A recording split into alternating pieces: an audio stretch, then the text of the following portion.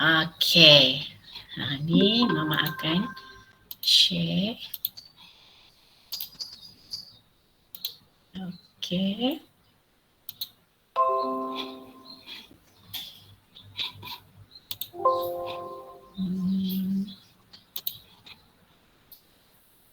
Okey.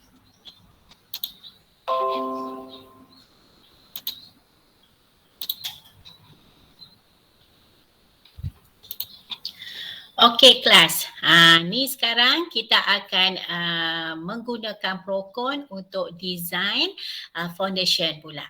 Okey, yang ni sebenarnya adalah contoh daripada nota ECS 338. Ya, okey, contohlah dekat sini ya, kita menggunakan axial force ataupun axial load. Dia dah beritahu permanent dan juga variable dia berapa. Nampak ya yang ni Mama tunjuk? Nampak?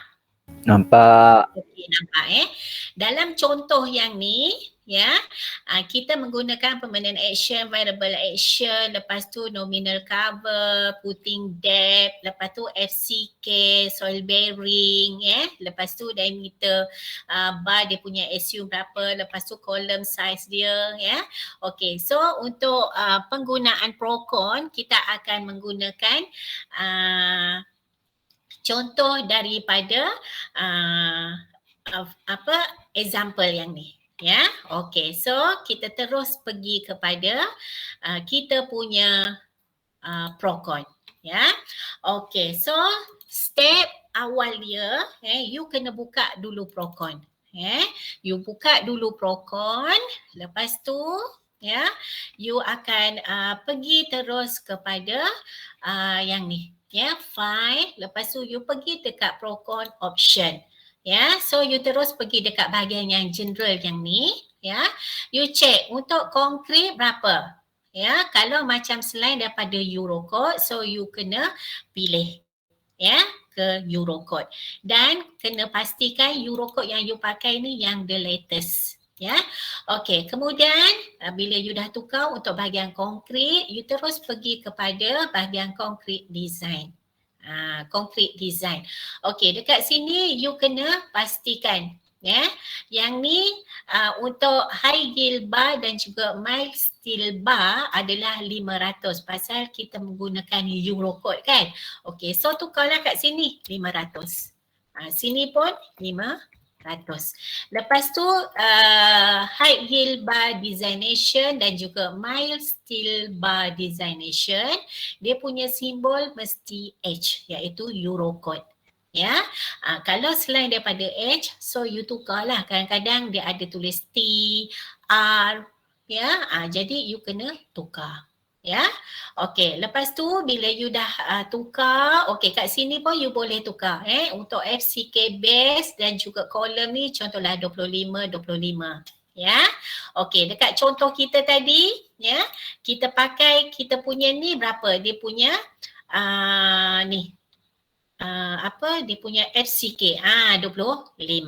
Ya, okey. Jadi sekarang ni bila you dah tukar yang berkenaan, so yang lain tu tak perlulah. So you tekan OK. Ya, bila you dah tekan OK, so you terus pergi kepada bahagian konkret. Lepas tu you pergi terus kepada bahagian base. Pergi aja. Ya, okey. Kemudian bila you dah tekan bahagian base ni, ya. Okey, sekarang ni you tengok yang ni dia akan keluar yang ni. Ya, okey. So Mama akan tunjuk yang Mama dah buat. Ya, yang Mama dah buat. Okey, kita tengok. Okey, sekarang ni ya, sebelum you start masukkan data manual calculation, ada data yang you dapat daripada manual calculation, step awal dia you kena pergi dekat bahagian file. Lepas tu you pergi dekat design code, kemudian you check dekat sini adakah menggunakan Eurocode. Ini adalah sebagai double checking. Contohlah you terlupa nak tukar, nak check dekat sini, kadang-kadang dia menunjukkan BS tau. Ya, dia menunjukkan BS dekat sini. Jadi contohlah ya, yang ni semua dah betul lah, you record apa semua, you just tekan OK sahaja.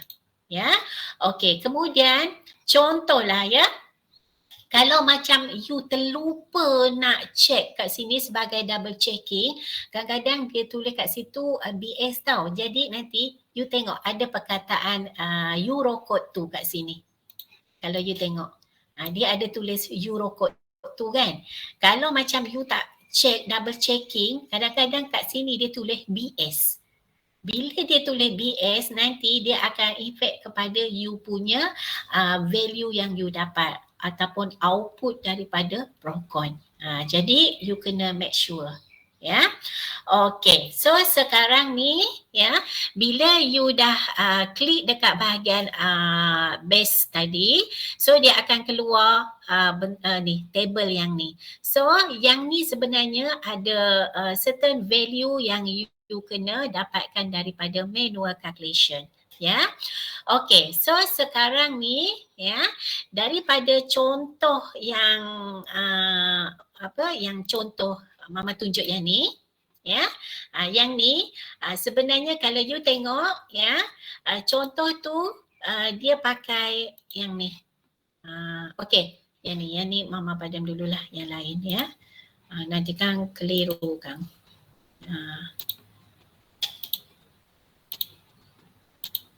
Kita pakai satu je.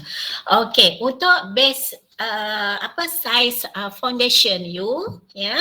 Size foundation ni 2.5 ni sebenarnya adalah daripada yang you calculate. Ya, yang you calculate. Contohnya mungkin you menggunakan yang ni. Mana tadi? Oh, Mama dah tutup dah. Ya. Cara pengiraan untuk tentukan you punya size foundation. Kalau you tengok nota yang ni, dia ada tulis, dia ada tunjuk macam mana dapat nilai 2.5 tadi. Ya, okay. So dekat sini ni semuanya adalah daripada manual calculation. Lepas tu kolom kita satu kolom aja. Maksudnya pad putting adalah satu kolom aja. Kita tak menggunakan ada dua kolom ke apa, tak ada. Kat sini kalau you tengok dia ada yang ni kan, ULS example, SLS example apa semua kan. So kita menggunakan ULS example. Ya. Okey. Pasal apa ULS example ni? Kita akan pastikanlah data yang kita dapat ni semuanya daripada kolom. Daripada kolom. Okey. So sekarang ni ya, kita masukkan aja. Ini adalah size kolom, ini daripada data manual lah. Ya. Kalau you tengok yang ni. Ni. Size kolom dia 300. Okey, kemudian yang ni you masukkan untuk stamp kolom head X ni, ini adalah yang tadi stamp kolom. Stamp kolom 1.5 ataupun you tengok yang template yang ni 1.5. Ya, dia tak boleh kalau macam you pakai 2. So dekat situ you tulislah 2. Ya, dia ni sebenarnya ketinggian stamp, stamp kolom. Okey. Kemudian base untuk depth Y, ya. Okey, lepas tu soil cover Z.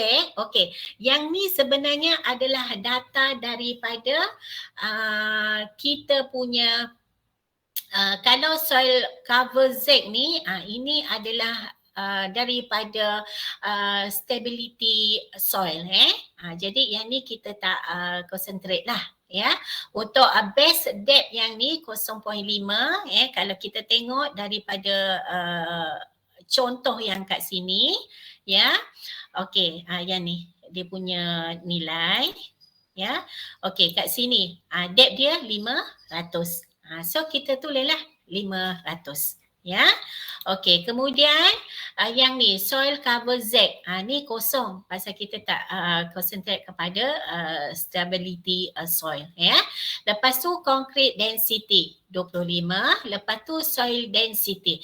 Soil density ni ini adalah nilai gamma tadi 18. Dapat daripada mana? Yang ni Yang ni tadi. Ni 18. Ya. Okey, kemudian yang ni soil friction angle tadi 27. So 27 tadi daripada ni lah. Daripada apa? Kita punya yang ni. Ni 27. Ya. Okey, kemudian ni base friction constant ni okey 0.5. Yang ni kita ikut data yang ditetapkan oleh Procon. Ya. Okey, sekarang ni you tengok rebar depth top X, Y, lepas tu rebar depth bottom X, Y. Ini semuanya daripada pengiraan manual calculation. Ya, manual calculation. Okey, so masukkanlah data ni. Kemudian untuk ULS ni over consideration yang ni OVT. Okey, ini adalah untuk over turning in untuk you punya foundation. Ya. Okey, untuk save weight kat sini kita pakai 0.9. Ini daripada data stability. Ya. Lepas tu ULS untuk load factor untuk save weight yang ni ULS 2 ni ini 0.9 1.4 ini adalah data daripada nilai stability untuk overturning foundation. Ya. Yang ni you boleh pakai 0.9 dengan 1.4. Okey, kemudian maximum SLS bearing yang ni.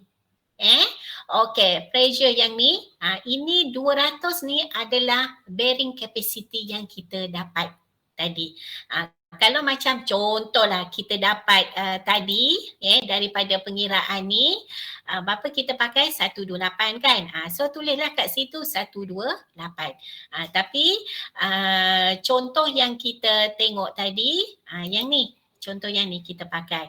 So 200. Jadi you boleh tulis kat situ. 200. Kalau you nanti dapat 128, tulislah 128. Ya. Begitu juga yang soil friction tadi, contohlah you pakai berapa daripada number of blow ke you dapat berapa. So tulislah dekat situ. Ya, okey, ni sebagai contoh ajalah ya, 27. Okey, kemudian ya, untuk ULS SF overturning dan juga slip yang ni kita tulis satu. Ini adalah data daripada Procon. Ya, lepas tu FCK base dan juga kolom ini bergantung kepada FCK yang you pakai. FY ni 500 lah pasal Eurocode. Ya. Okey, so bila you dah masukkan data yang dekat sini, dekat table ni, so step seterusnya you pergi dekat sini. You pergi kat sini. Okey, untuk load case kita satu, kolom number kita pun ada satu kolom saja. Kalau you tengok figure yang ni, ya, kemudian you tulis kat sini untuk untuk load factor untuk overturning kita tak ada pakai. Ya, kita tak consider. So kita terus pakai kepada load factor ULS, ultimate limit state. Yang ni 1.35, 1.5. P ni dapat daripada mana? Kalau ikut contoh yang ni, ya, ini dia. Ini dia 600 dengan 450 GK QK. Ini adalah data yang you dapat nanti daripada design column. Ya, okey. Kemudian you dah masukkan yang ni, ya. Step seterusnya apa dia? You pergi terus kepada design. Ni. Pergi kat design, ya. Okey, so nanti you akan dapat data yang ni. Dia ada tulis figure yang ni. So you boleh tengoklah, ya. Kemudian you tengok yang ni. Ya. Okey, kemudian sebelum tu you tengok dulu ni calculate shear using, okay, ini require picture untuk reinforcement, ya. Yang ni untuk entered. Okey. Ini adalah macam AS required, yang ini adalah AS provide, ya. Kemudian you tengok kat sini untuk yang ni, ya, FS yang ni, ya, yang ada overturning, lepas tu yang ada slip yang ni, ya, yang ni kita tak consider, ya, pasal dia berkaitan dengan stability soil, ya. Okey, yang kita consider adalah yang ni, ya, yang ni soil pressure tadi, yang ni, lepas tu yang ni, you tengok yang ni, yang contoh yang ni okey yang ni. Yang ni. Ni. Lepas tu yang ni, data yang ni. Ya. Lepas tu you tengok yang ni. VC yang ini adalah VRBC. Ya. Lepas tu VC ni adalah VRDC yang ni. Ini ikut kepada yang you calculate. Ya, yang you calculate. Ya. Lepas tu you tengok. Ini adalah data yang kita kena tengok. Okey, kalau yang ni biasanya dia berkaitan dengan kita punya nilai AS required dengan AS provide. Ya. Okey, dan juga kita punya moment lah, ya. Okey. Kemudian kalau you tengok kat sini, ni dia. Ya. Ini dua data ni. Ya, lepas tu yang ni. Okey, yang ni design moment. Kalau X, berapa? Ya, lepas tu untuk reinforcement ni, ini dia punya AS dia. Ya, ini moment dekat Y. Dapat berapa? Lepas tu AS dia. Yang ni. Ya. Okey, kemudian ya, yang lain tu you jangan ni lah duk kacau. Pasal banyak berkaitan dengan stability soil, ya. Okey, kemudian you pergi pula dekat bahagian yang ni.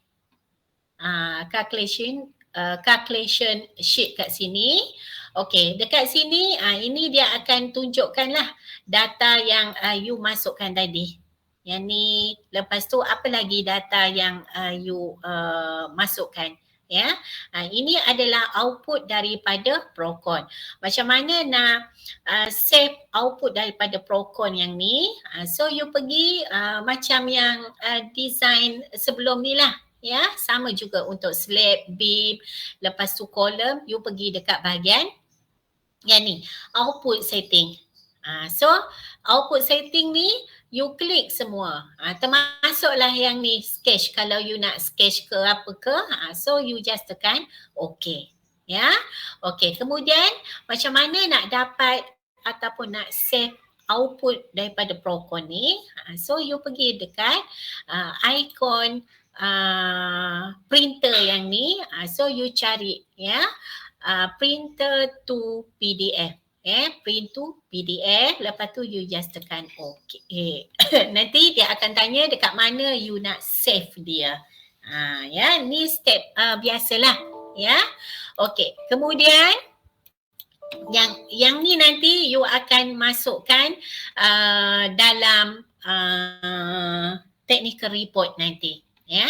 OK, kemudian ya, you pergi kepada bending schedule. Okey, kalau you tengok dekat bahagian bending schedule ni, ya, dia ada tunjuk dekat sini. Okey, yang ni, ini adalah yang kita suggestion, ya, ini adalah yang AS provide. Ya, okey. Contohnya, kalau kita punya AS kita berapa? Ya, ini adalah AS provide. Ya, ini adalah daripada Procon, dia cadangkan H16 berapa. Ya, so yang ni kita biasanya kita akan pilih AS provide yang lagi besar daripada yang kita cadangkan, kan. Okey, so you boleh tengok. Ya, ini adalah yang AS provide yang ni. Ini adalah AS required. Ya, okey. Kemudian yang ni nominal ni, ini adalah daripada yang Procon punya lah. Ya, so kat sini kita boleh tengok. Ya, contohlah ya, kalau berlaku failure dekat sini, maksudnya AS required lebih daripada AS provide. Jadi kita kena pilih lagi besar dia punya AS provide kat sini. Supaya dia punya AS provide tu lagi besar daripada AS required. Ya, okey. Kemudian yang ni kolom perimeter. Kolom perimeter yang ni, so kalau you design kolom perimeter berapa? 4H20 ke berapa? So masukkanlah 4H20. Kita tengok macam mana. Ya, pasal kat sini ini semuanya daripada Procon. Ya, okey. Kemudian, ya, kolom. Okey, ini stamp dia. Ya, ni 45 lap. Yang ni you jangan kacau lah. Ya, dua ini you jangan kacau. Link diameter you pakai berapa? Ya, lepas tu ini dia punya spacing dia lah. Ya, okey. Kemudian kolom name. Kolom name ni yang you namakan lah. Kolom 1 ke berapa ke. Ya. Okey. Kemudian number of link ni yang you calculate selalu. Berapa link untuk spend berapa. Kan kadang-kadang you ada buat kan. Untuk contohnya untuk apa? Continuous beam. So yang ni you untuk kolom. Ya. Okey, kemudian contohlah yang ni ikut kepada yang you punya lah. Ya, yang you masukkan dalam design kolom yang sebelum ni. Ya. Okey, kemudian yang ni cover bottom, yang ni ikut kepada calculation you. Ya, yang ini untuk ini adalah untuk kolom lah. Ya, okey. Kemudian ini adalah jenis-jenis reinforcement yang digunakan dalam Procon. Ya, dalam Procon. So yang ni kita tak payahlah nak usik ya. Okey, cuma sekarang ni kita tengok dari segi gambar rajah. Yang ni. Ya. Okey, ni ya. Ini semua bergantung kepada yang you pakai.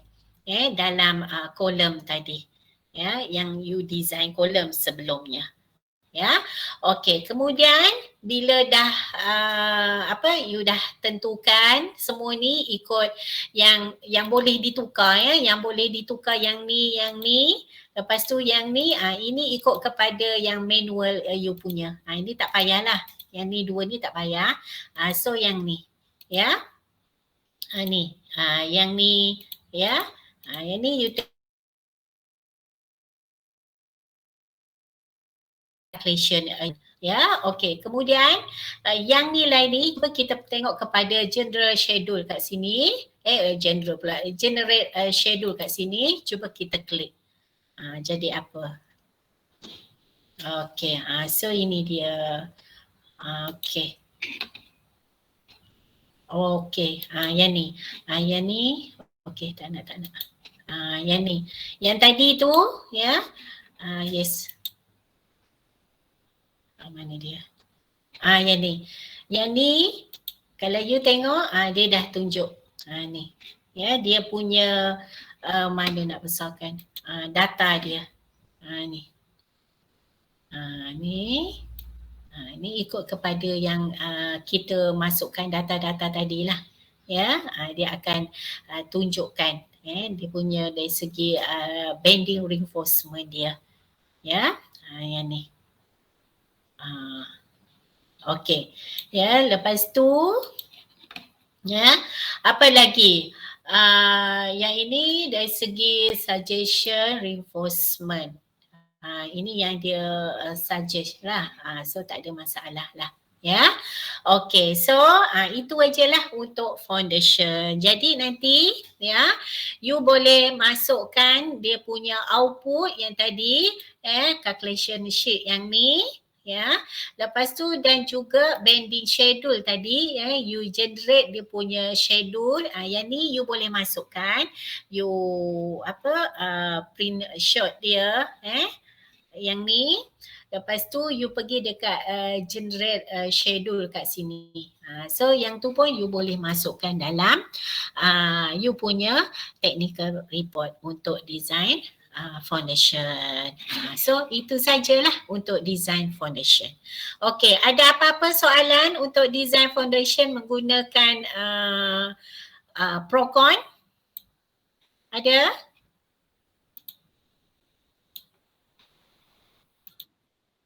Okey, tak ada.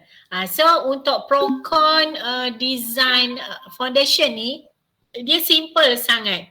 Simple sangat. Dia lebih kurang macam untuk design kolom. Ya, simple sangat. Okey, ada apa-apa soalan lagi? Ada tak?